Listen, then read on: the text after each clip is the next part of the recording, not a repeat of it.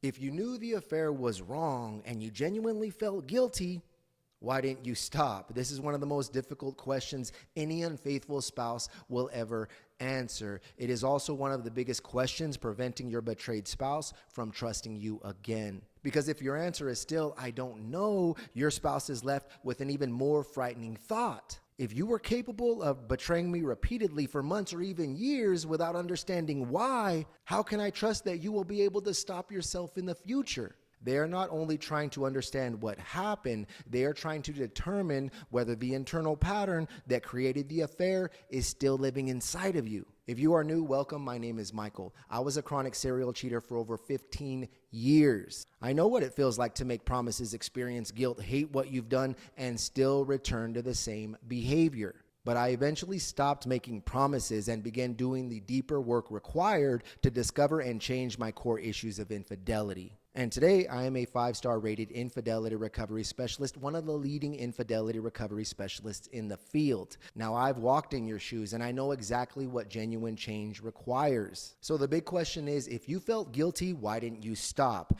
In short, that is because the pleasure and escape of your affair outweighed the guilt. You see, guilt alone does not change a deeply established pattern. Guilt tells you your actions conflict with your values. Unless you confront what you were gaining from the affair and why you believed you needed it, you can feel guilty while continuing to make the same choices. Now, the affair may have provided you with validation, attention, excitement, sexual gratification, emotional connection, or escape from stress and dissatisfaction. But you see now, in those moments, the reward that you received outweighed the guilt. Now, that does not excuse your betrayal, but it helps you explain the internal conflict you failed to confront. You learned how to compartmentalize your life. When you were communicating or meeting with your affair partner, you focused on excitement, fantasy, validation, or escape. Then when you returned home, you looked at your spouse and family and you felt the guilt. But instead of allowing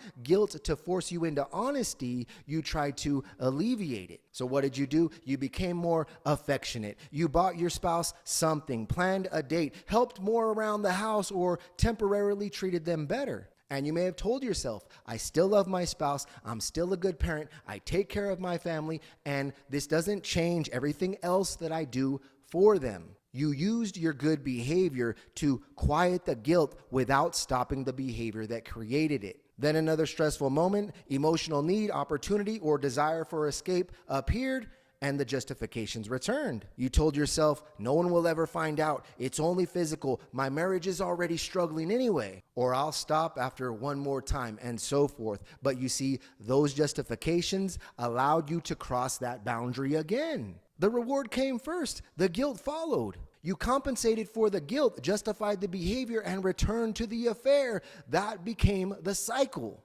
This is how someone can feel guilty and continue an affair for months or even years. It was not that you were completely unaware that your actions were wrong. You repeatedly chose reward, believed your own justifications, avoided the consequences, and refused to investigate the internal pattern driving the behavior. Now that the affair has been discovered, your guilt may have transformed into shame. You see, guilt says, I did something wrong. Shame says, there is something wrong with me. But you see now, when you become trapped in shame, you may shut down, avoid questions, become defensive, minimize what happened, or continue saying, I don't know. And your betrayed spouse doesn't need you to emotionally collapse or make this about how terrible you feel. What they need from you is to investigate yourself. They need you to answer questions such as, what did the affair provide for you? What emotions or responsibilities were you trying to escape? What did you tell yourself before crossing that boundary? How did you justify continuing?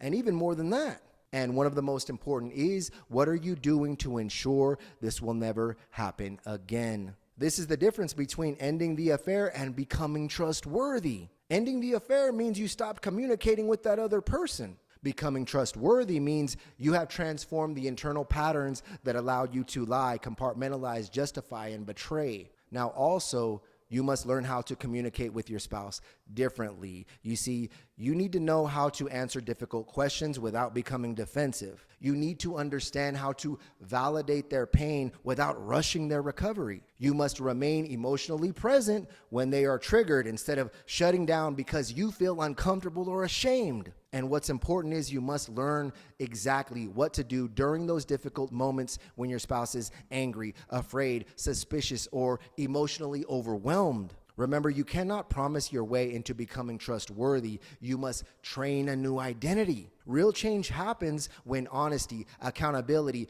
empathy, and integrity become consistent parts of who you are. Not temporary behaviors you perform because you are afraid of losing your marriage. Your spouse will not trust you simply because you feel guilty. Trust begins to return when they can see that you understand what you did, why you did it, how it affected them, and exactly what you are changing to ensure it never happens again. So if you are tired of saying, "I don't know," and you are ready to truly change, I invite you to work with me personally. Now, working with me one-on-one is not only about uncovering why you cheated. I will show you how to change the patterns that created the betrayal. I will also teach you exactly what to do, what not to do, what to say, how to respond, and how to navigate the difficult moments of rebuilding trust step by step throughout our sessions. You do not have to guess your way through one of the most important transformations of your life. If you are ready to receive direct personal guidance, visit my profile or check the information below